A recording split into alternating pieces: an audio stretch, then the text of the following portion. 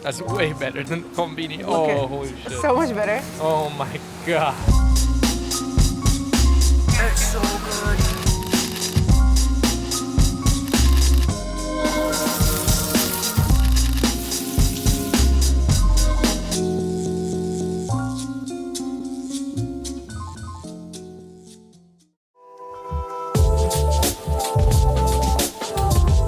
Everyone we've talked to, foreigner and Japanese, all agreed that the absolute best food in the country is here in Hokkaido. Hokkaido is surrounded by oceans and many rivers cut through this island. The waters up here are incredibly frigid, so the sea life has adapted to have a much higher fat content. And when we're talking about seafood, higher fat is almost always better, so that's great for us. And to witness the magic, we've gone directly to the source. We're here exploring the central wholesale market, and we're gonna get our hands on the freshest catch.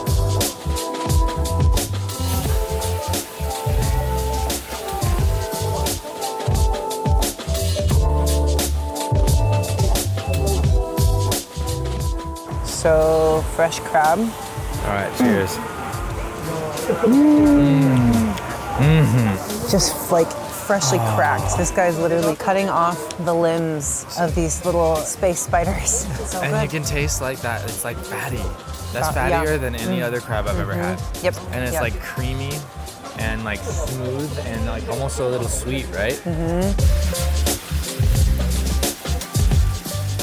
We are a little bit surprised. There is an amazing amount of different types of food here. Not And just one of fish. them is a beautiful cream puff sweet.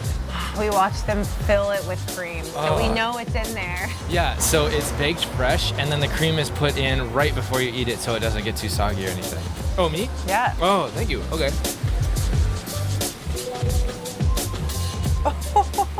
There's cream coming out of the bottom. Right. That's way better than konbini. Oh, holy shit. So much better. Oh my god. There's cream just spilling out of that hole that they filled it. Oh my god. This is what you hope for when you get a cream puff. 90% of the time when you buy a cream puff that's not like fresh baked, there's either not enough cream or the outside is just like not crispy and delicious. But this, oh man, as you can see, it is literally overflowing, and I love every second of it.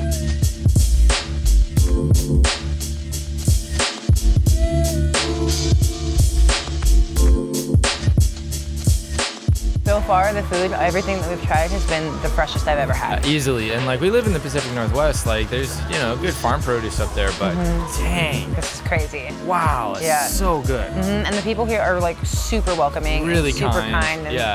they're really trying to like give you samples of Yeah. everything. So That's sweet. the sweetest corn I've ever had in my whole life. There was fresh cantaloupe. It's so good. Whoa, It's so good. whoa, It's so good. whoa. What we want is Kaisen Don, which is the raw seafood bowl. Kaisen Don. Yeah. Well, I want to try and find some.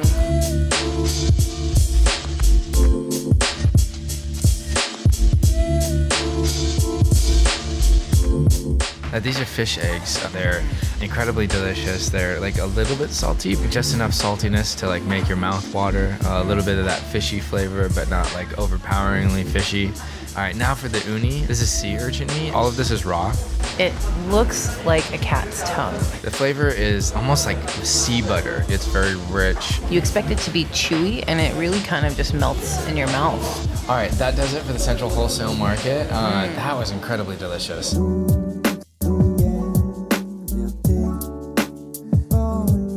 We have made our way to the Hakugakuen Farmers Market in Sapporo. This building behind us is actually where the farmers market is. Another one of the things that makes Hokkaido have the best food in the whole country is not just the fish. We also have to think about the produce and the meat. The produce is so incredible because it's grown in incredibly fertile land. There is an amazing amount of volcanic activity and clay deposits which make the soil incredibly fertile. Those plants grow up big and strong and delicious. The livestock also has plenty of room to graze, so not only the meat but also the dairy products, the milk and the cheese that gets made is apparently on a whole other level from the rest of the country. Arigato. Oh my God. Dairy lovers of the world, unite.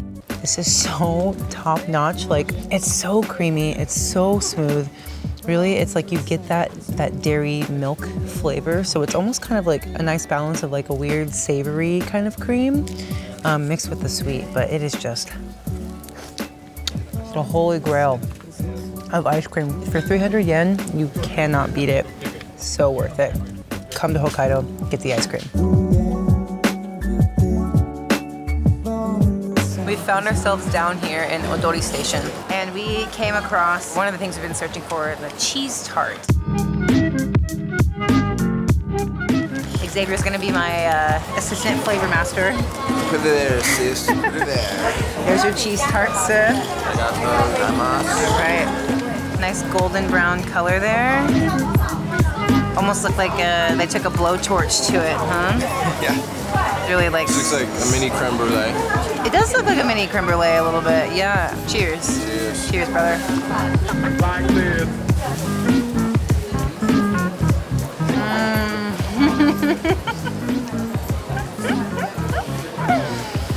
That is like.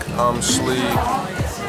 So first of all, the outer crust is nice and crunchy, almost like a cookie, kind of. I was expecting more like flaky pie, but it's like a cookie.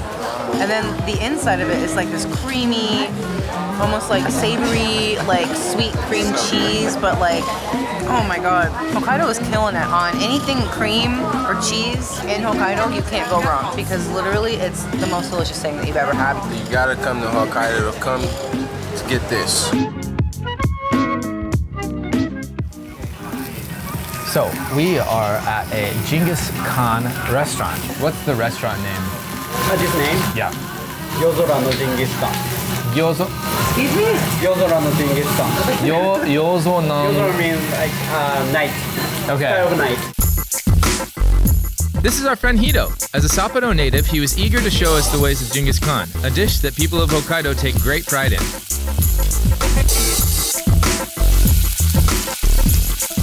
Yozora no Jingisukhan. Yozora no Genghis Khan. Okay.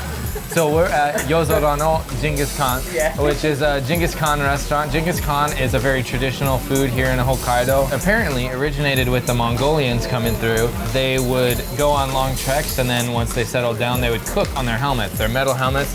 They put over the fire and then throw on vegetables and meat.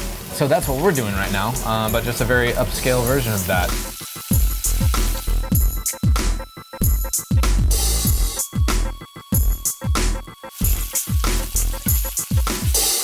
This is the summation. Now we get to try the vegetables and the meat. So full circle, get a little bit of everything that Hokkaido has to offer. This here is lamb that we're doing, traditional, it's spitting at me. The traditional meat used in Genghis Khan. We got our lamb here, we got our vegetables here, self-grilled. It's super fun working with everybody to, you know, take care of this dish. Once it's complete, you have a couple different dipping options, and you just freaking go for it, man.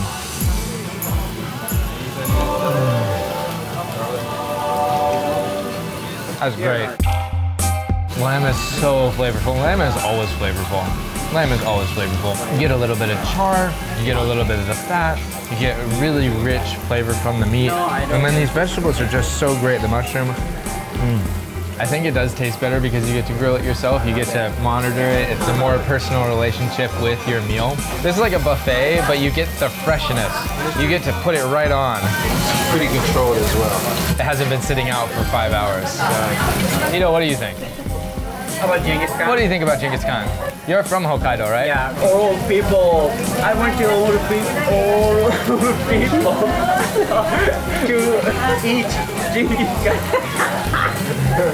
Thank you. All people need to eat Genghis Khan, okay? So come to Hokkaido, eat all the incredible food, especially Genghis Khan. It's culturally important. It's important for your taste buds and your stomach. Check it out. We're going through Japan. Still, we got a lot more Japan left. We're going through Vietnam, Thailand, Indonesia. We're headed to Central Asia. My mouth is watering because the food is so good. Then we're headed to Africa. We're headed to the Middle East, Dubai and Oman. Subscribe to this channel because it's coming up. See you next video.